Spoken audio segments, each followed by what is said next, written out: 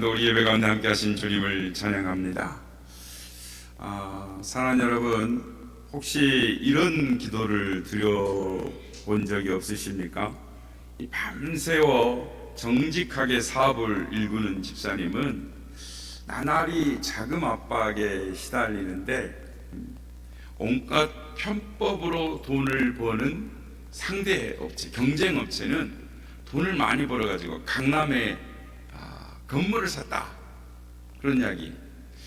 또 방황하는 자녀를 위해서 매일 새벽에 눈물로 기도하는 권사님의 기도는 수년째 응답이 없는 것 같은데, 세상 걱정 없이 사는 이들의 자녀들은 대학에도 척척 들어가고 직장에도 척척 잘 들어간다는 이야기를 들을 때, 평생 주님만 섬기며 굳은 일 마다하지 않고 섬겼는데 갑자기 찾아온 질병 때문에 찾아간 의사가 어떻게 손 쓸 방법이 별로 없습니다 라는 절망적인 말을 대할 때, 바로 그 순간 우리의 입에 이런 기도가 탄식이 터져 나오는 것입니다.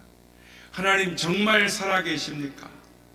제 사정, 제 눈물, 제 억울함을 정말로 알고 계십니까?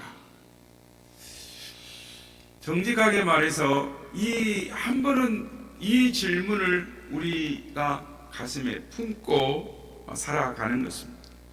신앙생활이 너무나 버겁고 세상의 악은 끝없이 번성하는 거 보일 때 우리의 믿음은 뿌리채 흔들려 버리는 것입니다. 오늘 읽은 이 베드로후서는 바로 그런 성도들에게 보내는 편지인 것입니다. 밖으로는 로마 제국의 칼 같은 핍박이, 그리고 안으로는 거짓 선교 선생들이 꿀바른 독약 같은 가르침으로 교회를 뒤흔들고 있었습니다. 성도들은 가난과 질병과 그리고 영적 혼란 속에서 절망하고 있었습니다. 그들의 질문도 우리와 같았을 것입니다. 하나님, 이 거대한 이 악의 세력 앞에서 우리는 어떻게 해야 합니까? 하나님, 어디 계십니까? 바로 이 절망의 한 복판을 향해서 사도 베드로는 이 폭풍우를 뚫고 달려오시는 이 하나님의 음성처럼 단호하게 선포하는 것입니다. 오늘 보면 9절 말씀인데요, 9절 말씀을 이 원문의 의미를 살려서 제가 한번 이 내용을 읽어보겠습니다. 주님께서는 아십니다. 경건한 자를 시험에서 어떻게 건져내실지를, 그리고 불의한 자를 심판날까지 어떻게 붙잡아 두실지를 아십니다. 우리 본문하고 좀 다르죠. 여기서 가장 중요한 단어는 아신다라는 것입니다. 이건 단순한 정보를 안다라는 것이 아닙니다. 이것은 모든 것을 계획하고 통제하시는, 그리고 마침내 이루어내시는 하나님의 전능하신 주권의 아심을 말하는 것입니다. 그래서 이 하나님의 아신다라는 것이 저와 여러분의 삶에 얼마나 실제적인 위로와 능력이 되는지를 오늘 시간에 한번 살펴봄으로 은혜를 나누고자 하는 것입니다. 나치 치하의 유대인을 섬겨주다가 온 가족이 수용소로 끌려간 이 콜텐붐 여사의 이야기를 우리는 자주 들어서 알고 있을 것입니다. 그녀는 이 지옥의 문턱과도 같은 이 라벤스브리크라는 이 여성 강제 수용소에 사랑하는 언니 베시와 함께 수감이 되었습니다. 그 참혹한 환경 속에서 언니 베시는 늘 이렇게 말을 했습니다. 코리아, 성경에 범사에 감사라고 하셨으니 우리는 모든 것을 감사해야 돼. 심지어 이곳에 있는 것까지도 말이야. 코리는 그런 언니를 이해할 수가 없었습니다. 그러던 어느 날 그들이 배정받은 제4막사는 벼룩이 들끓는 끔찍한 곳이었어요. 그러니까 몸을 뒤집을 수 없는, 그러니까 이렇게 움직이면 벼룩이 툭 떨어지고, 이러면 벼룩이 나오는 코리는 그래서 절망하며 불평을 했습니다. 그런데 벳시가 눈을 감고 이렇게 기도하는 것입니다. 하나님, 저희를 이 막사로 보내주셔서 감사합니다. 그리고 이 벼룩들로도 인해서 감사를 드립니다. 그 기도를 읽고 코리는 경악을 했습니다. 벳시, 언니야, 감사할 것이 따로 있지. 어떻게 이 끔찍한 벼룩을 두고 감사할 수 있어? 도저히 그녀는 이 언니의 기도를 믿음을 받아들일 수가 없었습니다. 그런데 몇 주가 지나면서 이상한 점을 발견하게 되었습니다. 다른 막사에는 감시원들이 수시로 드나들면서 폭력을 행하고 물건을 빼앗는데, 유독 자신들의 막사에는 감시원들이 얼씬도 하지 않더라는 것입니다. 덕분에 몰래 숨겨 들어온 성경책을 펴서 밤에 수많은 여인들에게 읽어주고 기도 모임을 가질 수가 있었습니다.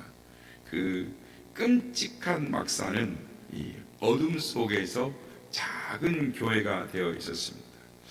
하루는 코리가 벳시에게 물었습니다. 정말 이상해.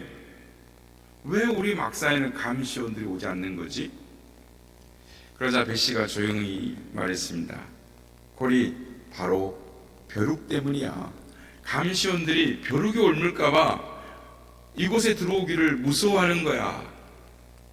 그 순간 코리의 마음속에 전율과 함께 깨달음이 스며들었습니다.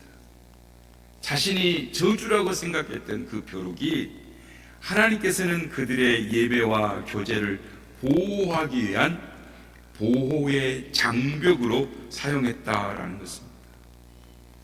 언니 벳시가 수용소에서 고문으로 죽어가면서 이렇게 속삭였습니다. 코리, 우리가 본 것을 사람들에게 전해야 돼. 어떤 구덩이라도 하나님이 계신 곳보다 더 깊은 곳이 없다는 것을. 코리는 이제 그 말의 의미를 온몸으로 알게 되었습니다. 하나님은 벼룩이 들끓는 최악의 구덩이 속에서도 함께 계셨고, 그 최악의 조건마저도 선의 도구로 바꾸시는, 선을 이루는 도구로 사용하시는 하나님이다라는. 그래서 훗날 코리 여사가 이렇게 고백합니다. 하나님은 우리가 이해할 수 있는 분이 아니라 신뢰하실 수 있는 분입니다 라고 말했습니다. 그렇습니다. 코리는 이해할 수 없는 상황, 고난 속에서 하나님의 아심, 하나님이 이걸 아신다. 하나님은 벼룩의 존재를 아셨고 그것을 어떻게 사용하실지도 아셨으며 그 고난을 통해서 미래까지도 어떻게 하실지를 알고 계셨다라는 것입니다. 하나님이 아신다. 그 믿음이 그녀를 살렸고 전쟁 후에 벳시가 꿈꿔왔던 상처 입은 자들의 치유의 집을 세워서 전 세계 수많은 영혼들을 살리는 이 통로가 되었습니다. 성도 여러분, 코리 텐 붐 여사의 간증이 우리에게 가르쳐주는 것이 무엇입니까? 의인에게 닥치는 고난은 하나님의 부재를 증명하는 것이 아니라 믿음의 진품을 증명하는 것이다 라는 것입니다. 하나님은 그 시험을 통해서 우리를 정금같이 단련시키고 우리의 믿음이 세상이 감당치 못할 진짜 믿음이라는 것을 친히 증명해 보여주신다는 것입니다. 그래서 하나님은 우리의 고난을 알고 계시고 그 고난을 통해서 우리를 가장 귀한 당신의 작품으로 빚어 가신다라는 것입니다. 이런 말을 들어도 여러분 마음에 위로가 안 되시죠? 우리의 마음을 더 힘들게 하는 것이 있습니다. 그건 바로 악인들의 형통함인 것입니다. 그런데 오늘날 우리가 느끼는 이 문제는 이 과거와는 좀 다른 양상으로 다가옵니다. 그러니까 그들을 볼 때 우리는 이렇게 하나님께 다시 묻게 되는 것입니다. 하나님, 정의가 조금씩 세워져 가는 것 같으면서도 왜 이토록 더디고 불완전합니까? 그리고 하나님, 악이 사라지는 그 자리에 왜 악이 더 교묘하게 자라나고 있는데 그것을 보고만 계십니까? 우리는 이렇게 이제 질문할 수 있는 거죠. 그래서 오늘 본문에 보면은 베드로 사도는 범죄한 천사들, 또 옛 세상, 그리고 소돔과 고모라를 언급하면서 하나님의 무서운 심판을 상기를 시킵니다. 그러나 그 심판은 즉각적이지 않을 때가 있습니다. 우리가 그걸 경험하는 것이죠. 우리가 사는 사회에서도 그걸 경험하는 것입니다. 그렇다면 그 이유가 무엇일까요? 여러분, 지금 대한민국은 변화의 길목에 서 있습니다. 언론에서는 이 연일 특별검사의 수사가 과거의 잘못을 파헤치고 있고, 또 중대재해처벌법을 통해서 임명을 경시하던 사업주들에게 경종을 울리고 있습니다. 또 성실한 한 공무원의 노력으로 세상을 바꿀 수 있다라는 희망적인 메시지가 우리에게 들려오고 있습니다. 분명 어제보다는 나은 내일을 향한 움직임이 있습니다. 그런데 여러분 아십니까? 하나의 악이 심판대에 오르는 것 같으면 또 다른 악이 교묘히 독버섯처럼 나타난다라는 것입니다. 인공지능 AI 기술을 통한 AI 보이스피싱이 요즘 극성이라는 거 들으신 적 있죠? 그래서 노인들이 평생 모은 재산을 몇 분 만에 그냥 뺏어가 버리는 것이죠. 또 딥페이크 영상이 있습니다. 한 사람의 인격을 공개적으로 살해하는 것입니다. 법망을 피해서 교묘히 가짜 뉴스와 혐오를 조장하는 유튜버들은 수많은 사람들의 영혼을 병들게 하면서 막대한 부를 쌓아 올립니다. 이들은 이 전통적인 의미에서 이 범죄자가 아닐 수 있습니다. 그러나 그들의 영향력은 과거의 그 어떤 악인 못지않게 이 파괴적인 것입니다. 이런 현실 앞에서 우리는 새롭게 질문을 하게 되는 것입니다. 하나님, 이처럼 끊임없이 진화하는 교묘한 악의 물결 앞에서 하나님의 공의는 이 속도를 따라잡을 수 없는 것입니까? 왜 저들의 형통은 멈추지를 않습니까? 바로 이 질문에 대해서 성경은 우리에게 더 큰 그림, 영적인 그림을 보라고 우리에게 말씀하십니다. 그러니까 이 문제는 우리만이 겪는 이 문제가 아니었습니다. 고민이 아니었습니다. 그러니까 시편 73편을 보면 아삽이 악인들이 교만하게 비웃는 것, 그러니까 하나님을 비웃는데도 그들이 평안한 것을 보고는 거의 넘어질 뻔했다, 실족할 뻔했다라고 고백을 합니다. 그러다가 그가 하나님의 성전에 들어가면서 그들의 마지막, 그들의 종말을 깨달을 때에 비로소 그의 관점이 뒤바뀌었다라고 고백을 합니다. 예수님 역시 이 문제에 대해서 비유로 가르치셨습니다. 그러니까 어리석은 부자의 비유에 나오는 부자는 오늘날 어떻게 볼 수 있을까요? 오늘날로 보면 자극적인 콘텐츠로 부와 명성을 쌓는 인플루언서와 다르지 않습니다. 그는 자신의 영혼에게 이렇게 말합니다. 영혼아, 여러 해 쓸 물건을 많이 쌓아두셨으니 평안히 쉬고 먹고 마시고 즐거워하자. 그는 자신의 형통함이 영원할 것이라고 믿고 있었습니다. 그러나 하나님은 그날 밤 말씀하십니다. 어리석은 자여, 오늘 밤 내 영혼을 도로 찾으리니 그러하면 내 준비한 것이 네 것이 되겠느냐.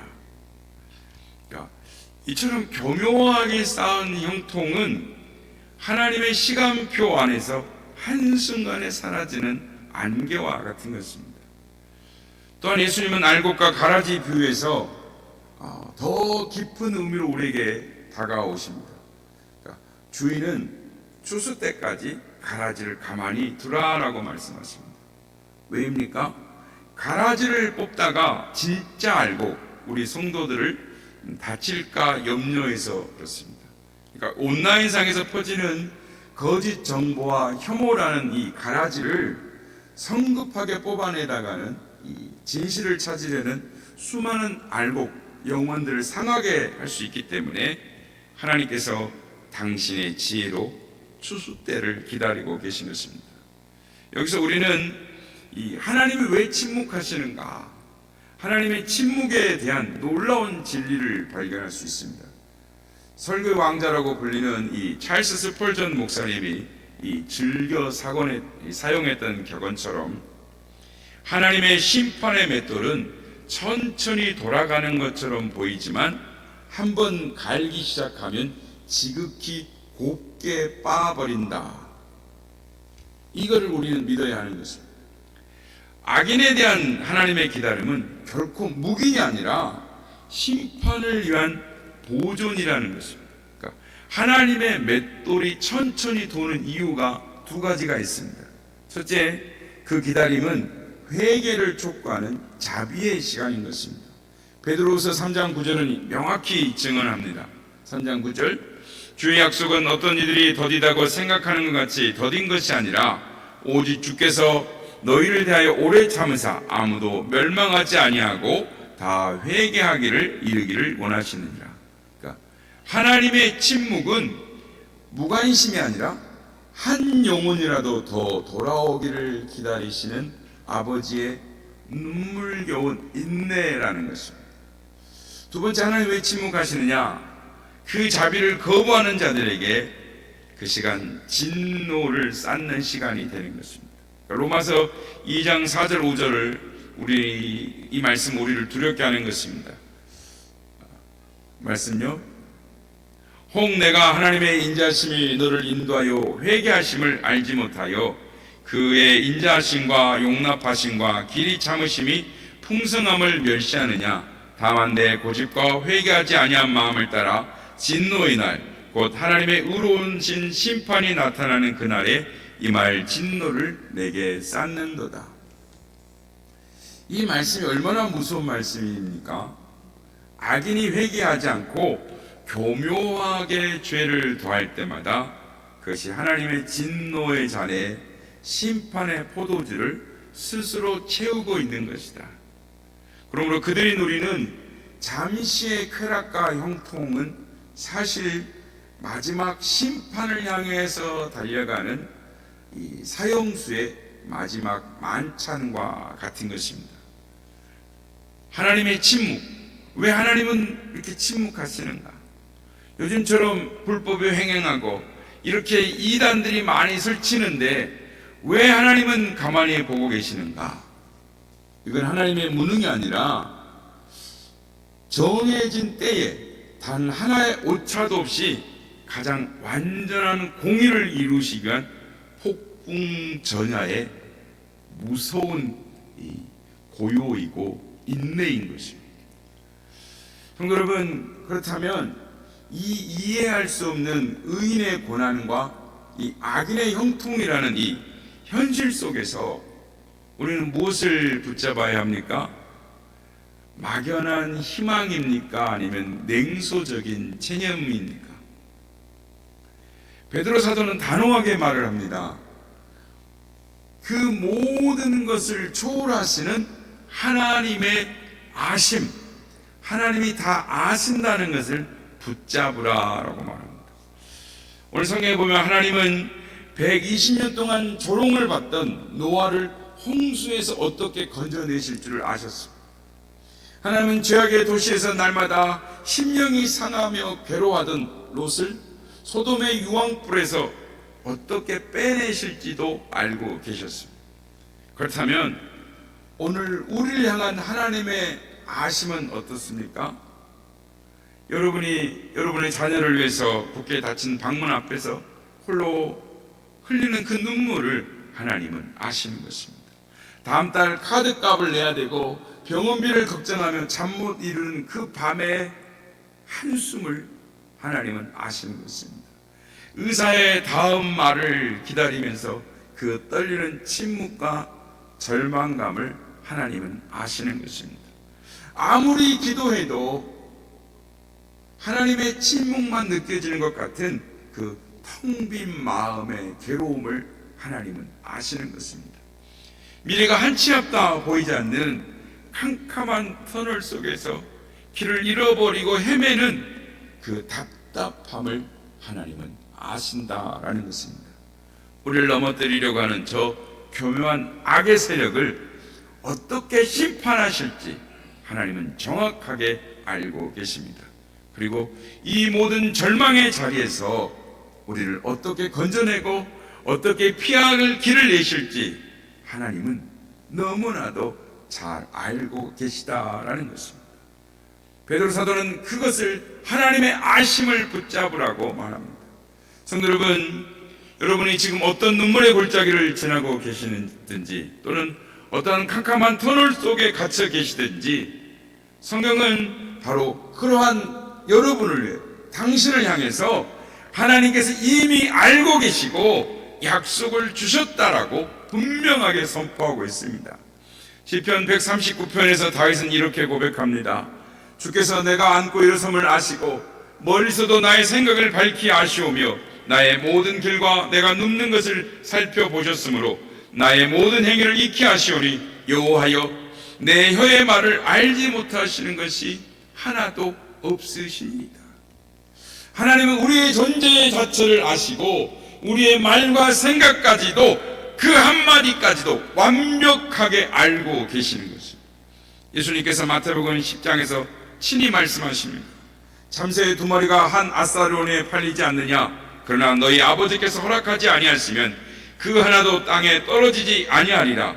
너희에게는 머리털까지 다 세신 바 되었나니 두려워하지 말라. 너희는 많은 참새보다 귀하니라. 하나님은 하찮은 참새 한 마리도 아신다라. 그 한 마리도 아신 하나님께서 당신의 형상으로 고귀하게 지음받은 우리의 머리카락 한 올까지도 세시는, 우리를 얼마나 귀하게 여기고 계시는 그 하나님이 우리의 모든 것을 알고 계신다라는 것입니다. 이사야 43장을 통해서 하나님은 여러분의 이름을 부르며 이렇게 말씀하십니다. 두려워하지 말라. 내가 너를 구속하였고 내가 너를 지명하여 불렀나니 사랑하는 아들아, 사랑하는 딸아, 너는 내 것이라. 너가 물 가운데로 지날 때 내가 너와 함께 할 것이라. 강을 건널 때 물이 너를 침몰하지 못할 것이며 내가 불 가운데 지날 때에도 타지 아니할 것이요 불꽃이 너를 사르지 못하리라. 할렐루야. 하나님은 우리를 아시기 때문에 우리가 인생의 가장 뜨거운 불을 지나가고 있습니다. 우리 인생의 가장 깊은 물을 지날 때 결코 홀로 두지 아니하시고 함께 하시며 지켜주시겠다고 약속하십니다. 마침내 로마서 8장 28절에서 사도 바울은 이 모든 하나님의 아심이 우리의 삶에 어떻게 결론 지어지고 있는가, 어떻게 결론 맺어지는가를 말씀합니다. 우리 로마서 8장 28절 같이 한번 읽겠습니다. 시작. 우리가 알거니와 하나님을 사랑하는 자, 곧 그의 뜻대로 부르심을 입은 자들에게는 모든 것이 합력하여 선을 이루느니라. 아멘. 우리의 이해를 넘어서는 고난, 왜 이것이 내게 왔지? 이런 아픔까지도 하나님은 당신의 아심 속에서 결국에는 선한 것으로 바꾸어 내어 주신다. 하나님은 선하게 바꾸어 주시는 하나님이심을 믿으시기를 바랍니다. 그렇습니다. 하나님의 아심은 이렇게 구체적이고 인격적이며 약속에 기반한 것입니다. 여기서 하나님의 아심은 우리가 생각하는 알다, 알의 체험과는 다른 것입니다.